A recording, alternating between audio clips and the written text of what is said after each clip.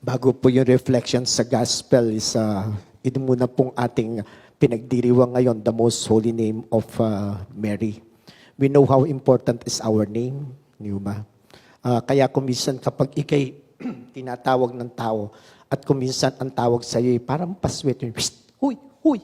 Ayaw po natin yon. Sometimes feeling natin we are being disrespected or degraded. Kasi ano bang sasabihin natin? Uy, may pangalan naman ako. Bakit kung tawagin mo ako yung huy, huy, huy? Para naman akong isang aso? Para mo bang gano'n, no? So, we give our name, that's big importance po sa buhay natin. Kaya kapag may pangalan ka, tinatanong natin yung mga parents natin, bakit ito yung binigay mong pangalan sa akin? Di ba? We know, para malaman natin yung background ng pangalan natin. Kasi our name has meanings, di ba? Kung minsan sabi ko nga po may mga pangalan tayo noon na nawala na ngayon. Halimbawa po sa mga babae. At siguro hindi lang sa babae, pati na rin sa lalaki. No po. Kapag ang babae noon, meron po kayong pag makikita nyo yung pangalan nila, may M.A., period, tapos yung pangalan. Ano yung M.A.? Maria. Di ba? At ngayon po, ibinubuo na nila kasi hindi na po siya tinatanggap ng PSA. Ang gusto ng PSA is a full spelling of the word Maria, no longer M.A. period.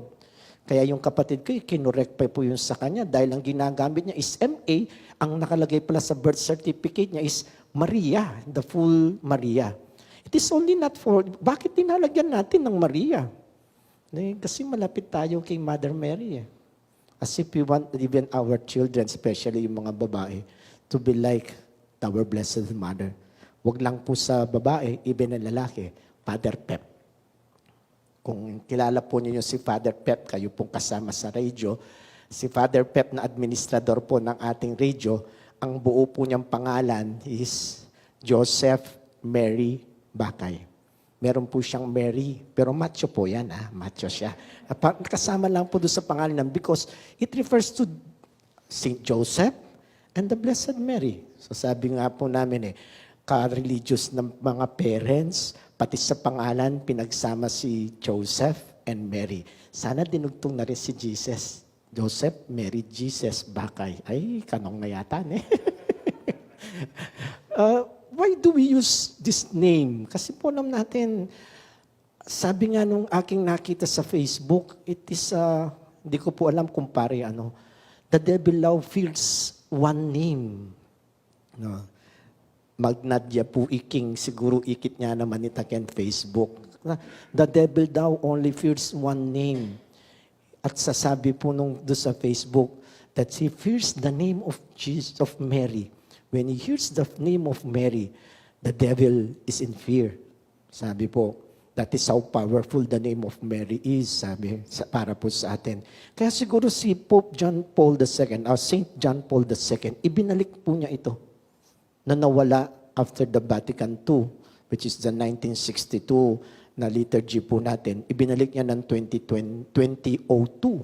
So, sabihin po sa atin, mga ito nandito na, later years na lang pong ibinalik ang the holy name of Mary. That's why, siguro sa liturgy natin is nakalagay as an optional celebration. Pero kung titignan po natin, bakit nga ba naman kailangan natin ibalik? Alam naman natin ang naging role niya sa buhay natin. And even us, we sometimes call up to Him for intercession. Please pray for me to Jesus. Diba? Kaya po anong ginagamit ng mga children of Mary Immaculate? Through Mary, to Jesus, through Mary. Yun po yung motto nila. They could reach Jesus by the help of Mary. That's why Mary's name is so important for us. Gagamitin po natin iyon sa nabasa natin mabuting balita. Bakit sabi po nilang mahalaga yung pangalan ni Maria? Because she loved the way Jesus loved. At yun po yung gusto kong bigyan natin pansin. To love as He loved. Ang magmahal tulad ng pagmamahal niya. Masakit po yung lahat ng narinig natin ngayon. Love your enemy.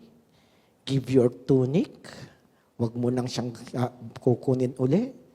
Ang importante po yung tunic sa buhay ng mga Israelites dahil Sa araw, mainit, ginagawa po pangsanggalang sa init.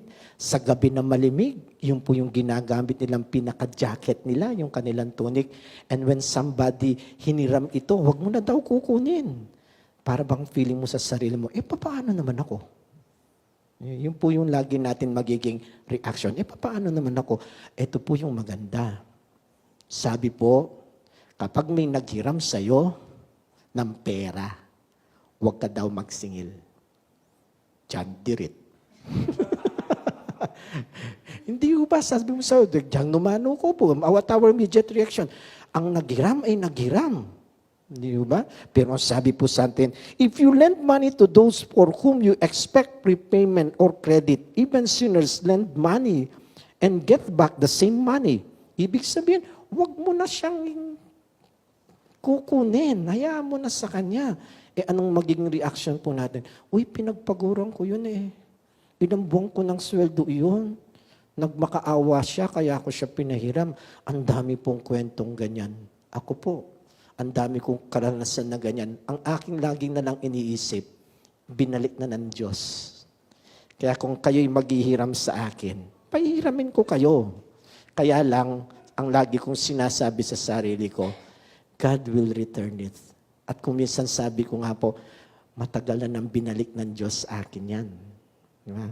Kasi po kung, if you're only going to measure, yung ibinigay mo na gusto mong babalik sa iyo, pero alam mo po sa sarili mo, especially siguro in my case, binalik na ng mga tao. Matagal na nang binalik. Yung kasasabihin po ng iba, sayang yun. Sayang yun. I have this crazy experience po lately. Nung pong ako'y binigyan ng isang cheque, na tapos inabot sa akin during the feast of our patron saint, March of only this year. Tapos, ang pagkakaalam ko po, itinabi ko, linagay ko sa mesa. Ang laman po ng cheque is 10,000 pesos. Hindi ko po ma-encash. Nawawala. Sabi ko, sayang yung 10,000. Nung kaya binili. Ang tagal ko pong hinahanap. Nakita ko po siya last week. Nung makita ko po, ang saya ko, nakita ko yung 10,000. Ang problema, expired. Tapos na po yung 6 months. If you are compute from March hanggang dapat August lang, tapos in cash mo na, September ko na po siya nakita. Ang sabi ko, para ka na ako. Para ka na ako. Sabi po sa akin, among, sublime papalit me. Kamarine, binyenan ng libri, binaliwala me pa, ngayon mong ikit mo papalit me pang pasibayo, at sabihan mong palitan niya pong baguhin po niyo yung cheque dahil na-misplace ko. Baka po magmukha akong matakaw sa pera. Sabi ko, matagal na naman ibinalik ng Diyos kasi nung pista, ang dami kong nakuha. O di sold na. Ibig ko po sabihin, when we love as Jesus loved, we cannot measure it the way we look at what we need in what we have in our life. Kung yung pong pagkatao lang natin ang pag-uusapan dito, talagang mahirap pong gawin ito.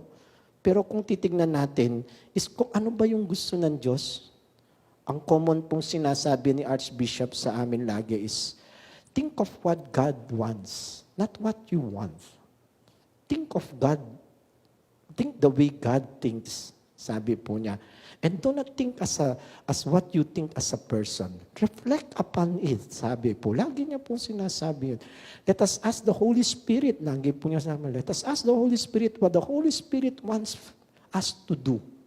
Yun po. At then, that is very important nga naman po, di ba? Love our enemy.